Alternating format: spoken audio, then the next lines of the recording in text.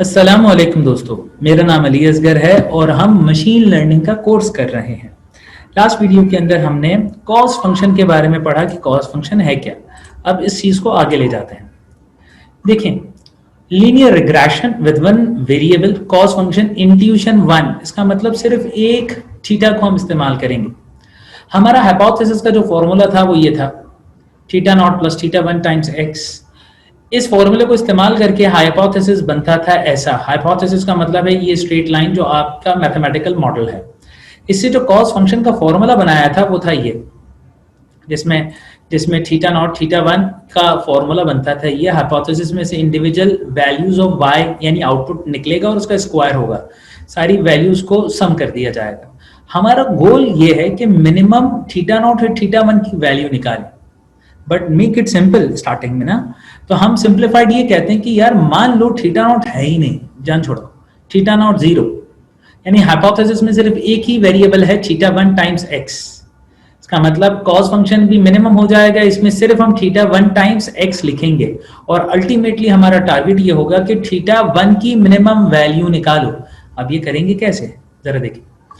हमारे पास एक डेटा है, उस डेटा के हिसाब से ये पहला पॉइंट, ये पहला घर, ये दूसरा घर, ये तीसरा घर। एक स्टूडेंट ने थीटा की वैल्यू ली वन, थीटा वन की वैल्यू ली वन, और थीटा वन की वैल्यू से जैसे उसने हाइपोथेसिस बनाया तो हाइपोथेसिस एग्जैक्टली घर की प्राइस को मैच कर गया। ये तीनों पॉइंट से ये स्ट्रेट लाइन गुजर गई।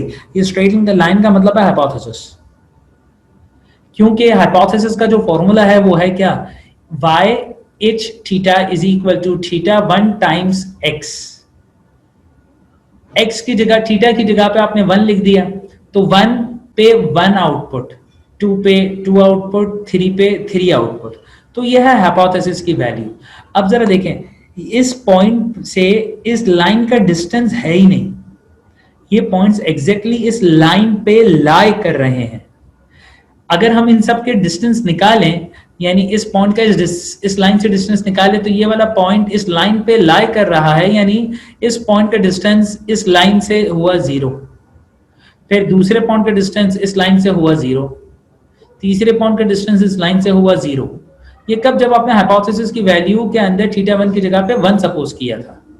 जब हमने इन सारी चीजों को सॉल्व किया तो पता चला इसका फाइनल जो आंसर आया कॉस्ट फंक्शन का वो आया जीरो।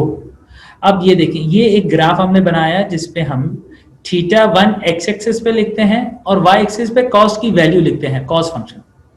थीटा वन की वैल्यू ली थी वन, उस पे कॉस्ट का आंसर क्या आया, जीरो। तो थीटा वन पे कॉस्ट का आंसर जीरो, तो यहाँ पे हमने मार्क कर दिया। बट क्या हमेशा एक स्टूडेंट वन ही लेगा, दूसरा स्टूडेंट हो सकता है कुछ और ले, लेट से उसने 0.5 ले लिया। अब नोटिस करें, आपका जो डेटा था वो ये था। अब दूसरे स्टूडेंट ने जो हाइपोथेसिस बनाया वो क्या बनाया, थीटा वन की जगह पे उसने 0.5 लिया। अब x की हर वैल्यूज को 0.5 से मल्टीप्लाई करे और स्ट्रेट लाइन बनाए। 1 मल्टीप्लाई बाय 0.5, तो इसका मतलब 1 पे 0.5 आंसर होगा, यानी यहाँ पे डॉट लगाया।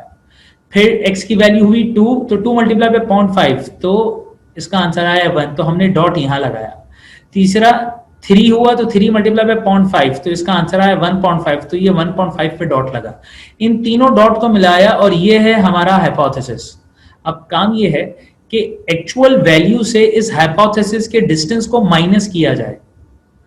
देखिए, हाइपोथेसिस ये क्या बताता है भाई, 0.5, और ये क्या है 1, यानी मैं 0.5 से निकालूंगा 1 और उसका स्क्वायर करूंगा, फिर प्लस ये वाली वैल्यू लाई करती है 1 पे, और ये एक्चुअल जो वैल्यू है ये 2 पे है, यानी मैं 1 से 2 को निकालूंगा और उसका स्क्वायर करूंगा, फिर प्लस ये वैल्यू है 1.5 पे और एक्चुअल वैल्यू है 3 पे, तो 1.5 में से 3 निकालूंगा, इसका स्क्वायर करूंगा।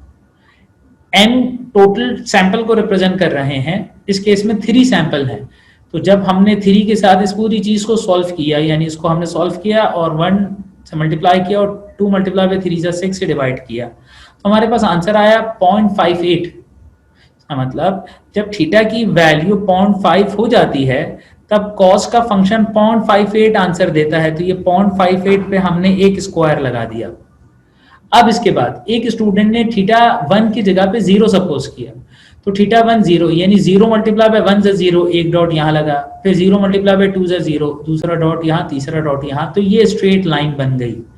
अब इस स्ट्रेट लाइन से ये पॉइंट्स का डिस्टेंस नोट करें, यानी यहाँ से लेके यहाँ तक का डिस्टेंस, यानी ये पूरा डिस्टेंस है 1, तो 1 का स्क्वायर हुआ। फिर ये यहाँ से लेके यहाँ तक का डिस्टेंस देखें, ये है 2, तो 2 का स्क्वायर हुआ। फिर यहाँ से लेके यहाँ तक का डिस्टेंस है 3, तो 3 का स्क्वायर हुआ। तो जब हमने इन सारी चीजों का स्क्वायर किया और 6 से डिवाइड किया तो आंसर आया 2.3। इसका मतलब जो स्टूडेंट ने थीटा 1 की वैल्यू ली थी 0, उसका आंसर क्या आ रहा है 2.3। अब जरा नीचे देखें, थीटा की वैल्यू 0 लेने पे 2.3, थीटा की वैल्यू 0.5 लेने पे 0.58, थीटा की वैल्यू 1 लेने पे 0। इसका नेचर देखें, ये नेचर है कॉन्वेक्स नेचर। और कॉन्वेक्स नेचर में एक पॉइंट ऐसा होगा कि जो मोस्ट मिनिमम होगा, इसको ग्लोबल मिनिमा भी कहते हैं। और यही वो पॉइंट है जो आपको चाहिए, यानी थीटा की कौन सी ऐसी वैल्यू ले जहां पे कॉस का फंक्शन मिनिमम हो जाए। और इससे फायदा ये होता है कि इस कॉस फंक्शन की वजह से हाइपोथेसिस एग्जैक्टली उस लाइन जो हमारे पॉइंट्स है उससे क्रॉस हो रहा होता है। ठीक है, उम्मीद करता हूँ आपको मेरा ये लेक्चर समझ आया होगा, पसंद आया होगा।